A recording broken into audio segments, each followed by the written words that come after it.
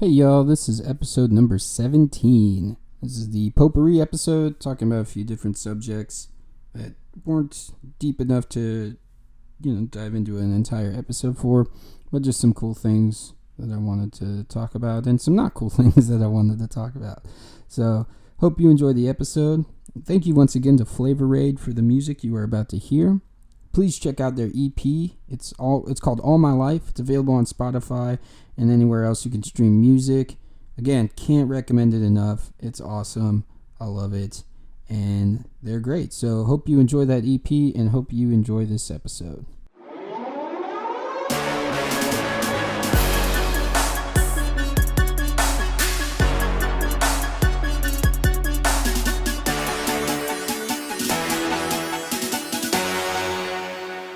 What's up, y'all? This is the Sovereign Individual Podcast. I'm your host, Eric Guerra. Thank you so much for joining me again today.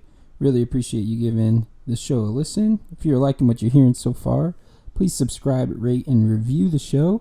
And then go ahead and give it a share with somebody that you think might enjoy it as well. We're working on growth here, branching out a little bit. I appeared on another podcast this week. I'm going to be posting the links to all that on social media, all my social media pages, Instagram, Twitter, Facebook, and then it'll also be posted on my website as well, sovereignpod.com. And so, yeah, doing what I can to get out there and talk a little bit more about all this fun liberty stuff. So if you don't mind going to give that a listen to, it's a really cool group. It's called Freedom in Tech Alliance, and they've got a podcast there. So go ahead and give that a listen. Like I said, I'll be posting that up on all of my social media stuff. So like I said in the last episode, this is going to be a potpourri episode, kind of a few different things that I want to talk about, nothing too deep or willing to devote an entire episode to. It's not something I could talk about for like 30 odd minutes or something, but about 3 different things that I just kind of wanted to chat about real quick. So first and foremost is going to be, this was from Tucker Carlson last week. So again, like I said, really mixed feelings on Tucker Carlson, because he is so right on a bunch of things when it comes to foreign policy and the warfare state and trying to lie us into different wars. So he was really good on Venezuela. He's been good on Iran. He's been good on Syria. He was good on the whole Russia collusion scandal and how out of insane that was and out of left field it was. And so he's good on so many things, but so goodness gracious, and this one, you're going to see, and I'm sure you're going to know the exact line where I'm going to stop it and talk about this, because this is just so far removed from reality that I don't even know. I don't know what he's talking about. So let me pull up the clip real quick here, and we'll get that playing.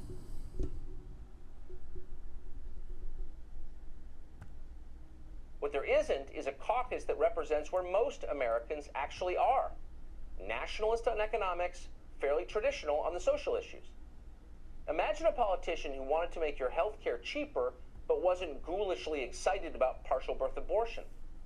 Imagine someone who genuinely respected the nuclear family and sympathized with the culture of rural America, but at the same time was willing to take your side against rapacious credit card companies bleeding you dry at 35% interest. Would you vote for someone like that? My gosh, of course you would. Who wouldn't? That candidate would be elected in a landslide every single time. And yet that candidate is the opposite of pretty much everyone currently serving in our Congress. Our leadership class remains resolutely libertarian.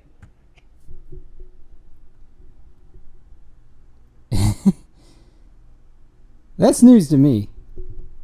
That is news to me, Mr. Carlson. The leadership class in Washington is resolutely libertarian. That is quite the claim. Here, I thought we were just this fringe group of crazy nutjobs who love their guns and their pot. We've been running the show the whole time? That's what we've been doing? Libertarians have been calling the shots in Washington? Man, I guess I should just give up, huh?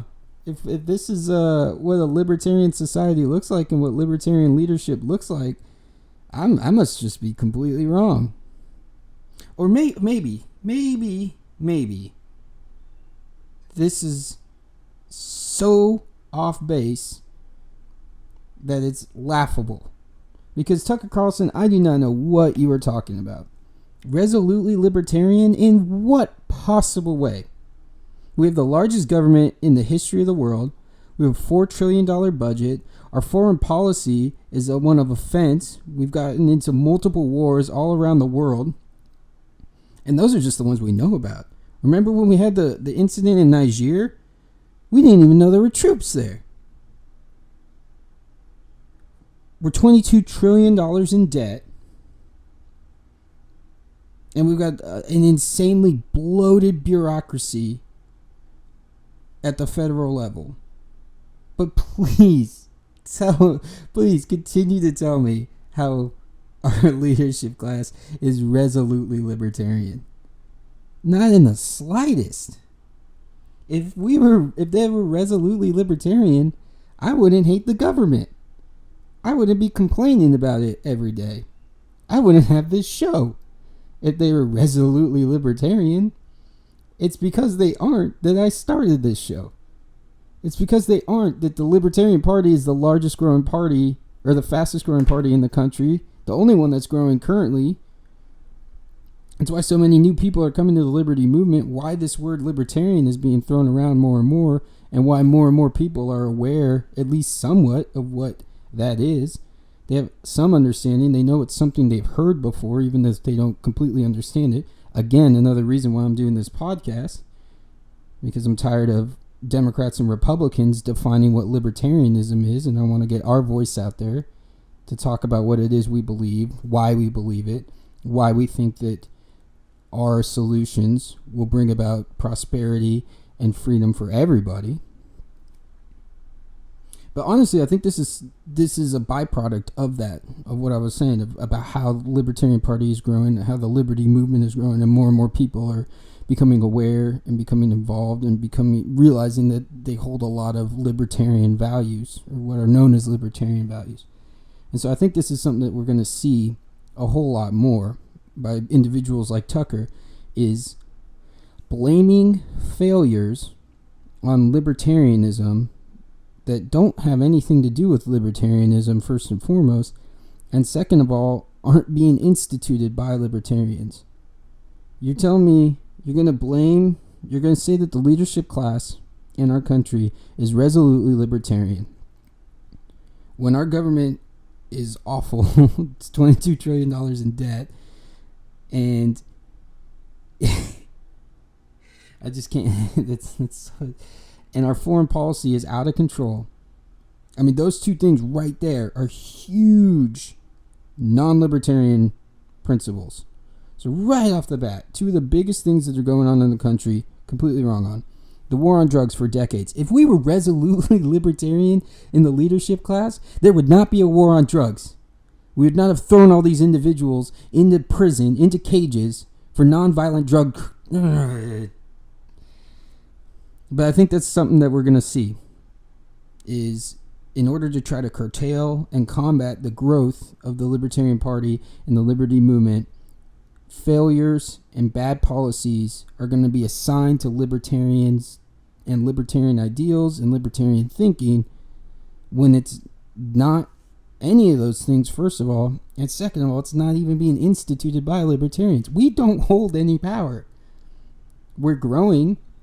We're starting to get our voices out there more. We're being heard. We're winning small elections here or there around the country. We hold no power in the federal government. Even the few individuals in Congress who tend to be liberty-leaning or libertarian-esque, they don't hold any power. Rand Paul doesn't hold a lot of power. Justin Amash is going to be, he may be gearing up for a presidential run within the Libertarian Party because he's ostracized himself from his own party. Thomas Massie doesn't hold a whole lot of sway or a whole lot of power. So what are you talking about, Tucker Carlson? But no, I think this is a very specific strategy on his part in order to try to curtail the growth of libertarians. For him, I think it's because he doesn't want us stealing away Republicans, which is honestly, I mean, it's, yeah, we draw from the Republican Party, but we draw from the Democrats too. It's almost an even split as far as how much the Libertarian draws. So it's usually a 50-50 split. So it's, I mean, whatever. But honestly, I would keep an eye out on this, because I think it's going to be a common strategy used against libertarians, especially when we don't have the bully pulpit and people like him can broadcast something like that, some asinine, absolutely idiotic statement like that to millions of people. I mean, we're at a disadvantage in that regard. So the best we can do is things like this, and continue to get out there and to speak on libertarian ideals, so that this kind of false presentation of what we are doesn't become the narrative. So thanks for the laugh, Tucker Carlson, but you, sir, are an idiot. Okay, let's move on. So there's an article that came out on good old CNN the other day talking about Target. Let's just read what's going on here. America's top retailers are trying to outmatch each other with new employee benefits to attract workers as unemployment hovers near its lowest level in decades. On Monday, and so this was, when was this written? Sorry, pausing the thing real quick. So this was written on June 10th, so this Monday. On Monday, Target announced it will strengthen its child care benefits and expand paid family leave for 350,000 part-time and full-time hourly employees across stores, distribution centers, and headquarters. So turnover is pretty high for retailers, and they're trying to entice quality talent and quality employees to stay. So let's go down a little bit more, because this is an interesting thing too, and you don't hear about this part of it from somebody like, say, Bernie Sanders or Alexandria Ocasio-Cortez or people like that, who are going on and on all around the country about minimum wage and how it needs to be raised to $15 an hour. Target has raised its starting wage to $13 an hour and also pledged to take it up to $15 an hour by the end of 2020. Costco and Amazon have also moved to $15 an hour. Walmart raised its minimum wage to $11 an hour last year, and CEO Doug McMillon hinted last week that Walmart will raise its minimum wage floor in the future. The average wage of a full-time hourly worker at Walmart is $14.26. So again, look at this crazy stuff that's going on in the market without the government forcing them to do this. The market is responding and is paying its employees because they want to keep the good ones. Unemployment's at an all-time low, and they have to compete for employees. Wow. It's almost like this crazy stuff that libertarians talk about actually plays out in a free market. What do you know? And what's really interesting about this is the changing desires of employees is what's driving at this. For so long, it's been talked about how bad the paternity leave and maternity leave and all that kind of stuff is within the United States. And for a long time, you were able to get by on, a single income coming in. And, traditionally the wife would stay at home and raise the children, and the dad would work, and they would be able to pay for everything that way. And so over the decades, obviously, we've shifted, and it's more of a two incomes are needed in most cases for a household in order to be able to make things work. But the market wasn't quick to react to that as far as like increasing paternity leave and maternity leave and offering childcare services and all these kind of things, because that historically wasn't a desire of employees, or at least not something that would dictate whether or not they were going to stay with a company. And I'm sure that the people, the leaders in these industries tended to come from that generation where that wasn't a thing that they thought about either. So, it kind of makes sense that it didn't really happen. But as it's interesting seeing how the market is having to shift and how companies are having to change, because this generation is more than willing to jump ship from a job, and this generation is going to care about child care services and things of that, like that, paternity and maternity leave. Those are going to be important things, important factors.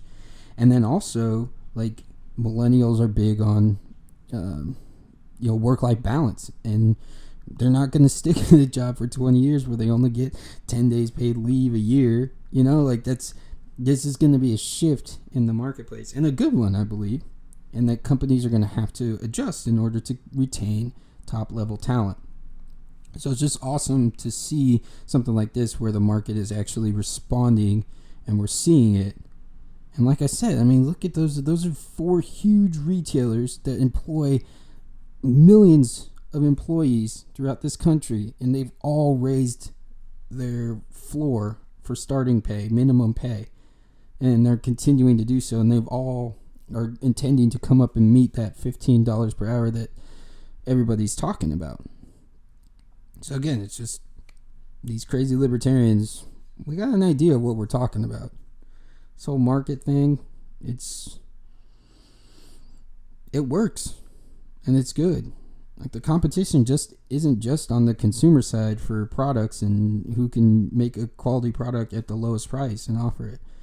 Competition comes in with keeping talent too. Talent is in demand. There's a supply and demand for talent and good workers, and so it works that way as well. This isn't just solely on the consumer side.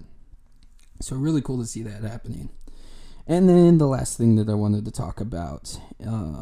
So the Women's World Cup is going on right now. And the United States team had their first game the other day.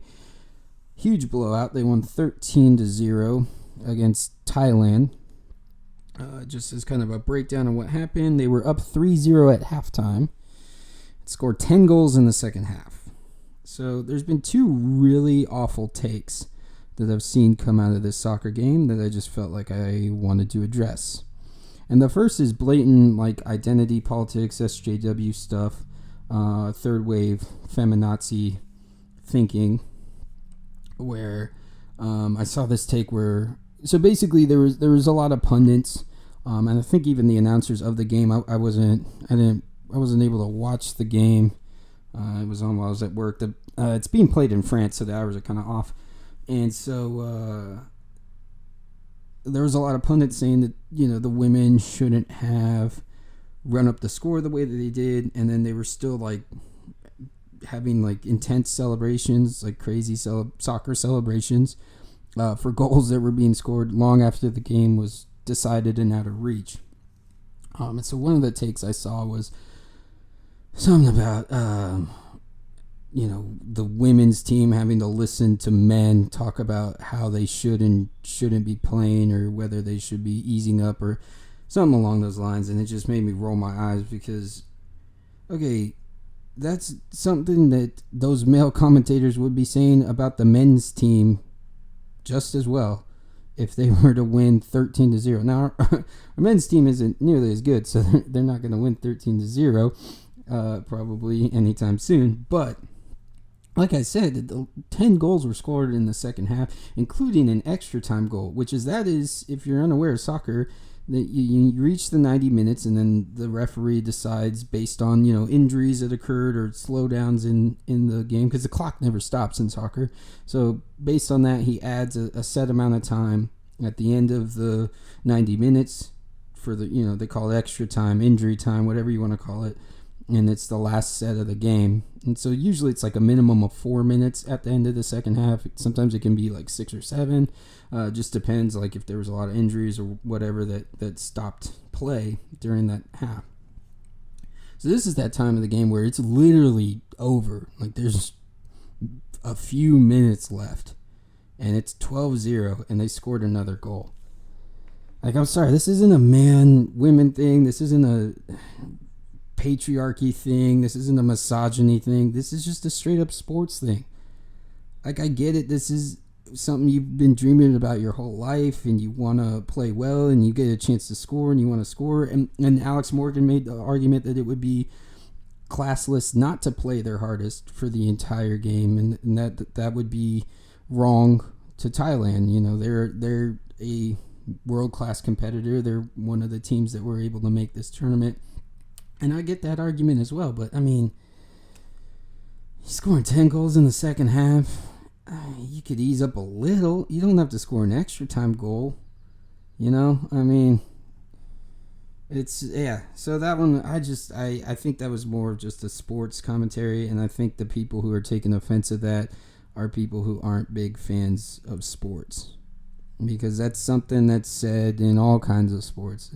I remember it was a big deal in college football back during the BCS rankings, because teams would be enticed to run up the score in order to look good in the computer rankings, and that was a big thing. It was like, you know, it's not sportsmanlike to do this. You shouldn't be trying to score 60 points on a team that's obviously outclassed and obviously not on your level. So again, this is just a sports thing. It's not a patriarchy thing at all. But talking about the patriarchy, the other god-awful take that I've seen come out of this, I think it was, Kristen Gillibrand, who is cringeworthy and everything. Like, her little gay rights video that she did was one of the most cringeworthy things I've ever seen. For those who may have not seen it, it's like her in a bar, and she like takes a sip of a drink, and then she like puts her hand up and she goes, "Gay rights." Yeah, it was just bad. But she tweeted out something, and it's the same sentiment I've seen from, you know, any you know, number of accounts and people on Twitter who are like, our girls go out there and score, our women go out there and score 13 goals. They win 13-0, and all they're asking for is equal pay. Okay, that's not how the market works, and that's not how the real world works. So let's just look at something real quick. This is a real quick number that I want to take a look at. So we had the Men's World Cup last year, the 2018 one, which the U.S. team didn't make, and that was really frustrating, but we're not going to talk about that.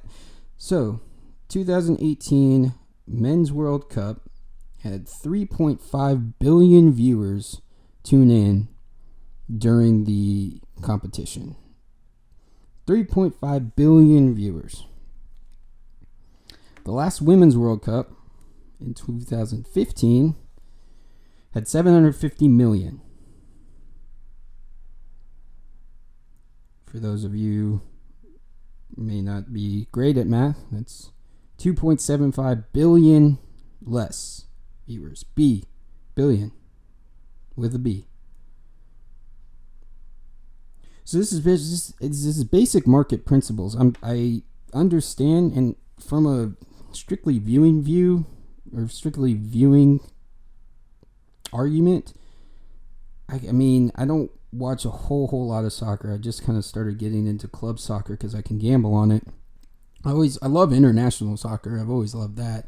From what I can tell in the amount that I've watched, there doesn't appear to be as big of a drop off in the quality of play as far as watching it goes from men's to women's soccer that there is in pretty much every other sport. So I can kind of get a little bit of where this argument is coming from, and in that it's, you know, still seems to be close to as exciting as men's soccer in a lot of ways, and you know, it's not to discount what they're doing, or any female athlete, and the amount of work that they put in. You know, it's not easy on your body, and you have to be in great shape and incredibly athletic to do what it is they're doing. But this is just basic market principles. I mean, you get paid what you're worth, and unfortunately what you're worth is 2.75 billion less viewers. And that's the way the cookie crumbles. Is it unfair? Yeah, but life's unfair. I mean, that's the way it goes. If you're not getting the viewers, if people aren't wanting to buy your product, you can't complain when you aren't making as much as the product that everybody's buying. That's the way it goes. That's the market for you. So that's just been a take that I've seen that I can't grasp where it's coming from. I mean, I get where it's coming from, but it's so, again, not based in reality at all. Like, life can be unfair, life can suck. And sorry, the product that is being put on there is not as valuable as the product that's being put on by the men's. Not to mention, the men's national team, they don't get paid based off of they're not making their money playing for the national teams. They're making their money playing for clubs. Messi isn't the highest paid athlete in the world last year because he plays for Spain. Or Argentina, rather, sorry. He plays in Spain for Barcelona, and that's why he makes a ton of money. He plays on one of the best clubs in the world, and he gets paid, and he gets fat endorsements. So this idea, too, that the U.S. women's soccer team should be getting paid more is like, that's not even where the male athletes make their money. So, yeah. Do what you can to increase your viewership. Keep putting out a good product. And hopefully, the viewership will go up and then you'll be able to reap the rewards of that. But to make it out as if, like, all things are equal and therefore you should be getting paid the same as men, that's just not the case. Again, $2.75 billion. A third of the world's population, over a third of the world's population difference. I mean, that's just the way it goes. It's the way the cookie crumbles.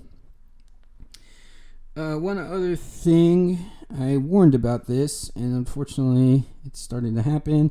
They're doing their best to Gulf of Tonkin, this Iran situation. They're once again claiming that there's some attack on an oil tanker in the Middle East, and Mike Pompeo is claiming that Iran is responsible.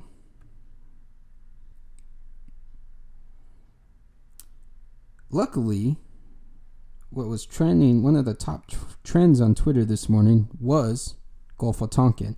So I think a lot more people are aware of what they're trying to do and the manner in which the deep state and the United States government likes to try to draw us into conflicts like this. And I think a lot of people learned a lot from the war in Iraq, since it's just common knowledge now that it was a complete lie that we were brought into that war for. And I think Americans are very hesitant, and a lot of Americans are very hesitant to try to get us into another one. But the quote-unquote resolutely libertarian leadership class is chomping at the bits to try to get this war. Most of them anyway. So, again, just the thing to keep your eye on. They're going to do their best to try to lie us into this war with Iran. And do not believe it when they say that it'll be a short war and it'll be an easy war. It'll be bloody, it'll be awful, and it's going to be another decade-long war, if not decades, that will be tied up in this. Fighting Israel's war. Let them fight it if they want to fight it so bad. So, just keep an eye on that. Like I said, they're trying to use a game plan that they used decades ago. Like, do you really not think that we're going to sniff this out? People know what the Gulf of Tonkin was. People know that it was a huge lie that got us into Vietnam, which was another disastrous war, which lasted for over a decade and cost tens of thousands of lives. All right, so that's it for the Potpourri episode. Just a few, again, like I said, a few things I wanted to talk about. Nothing worth dedicating an entire episode to. But we will be back on Monday. Not sure what I'm going to talk about, so we'll find out. You'll find out, and I can't wait to see y'all then. So once again, thanks for listening. You are a sovereign individual, and sometimes it's fun to do potpourri. Y'all have a good one.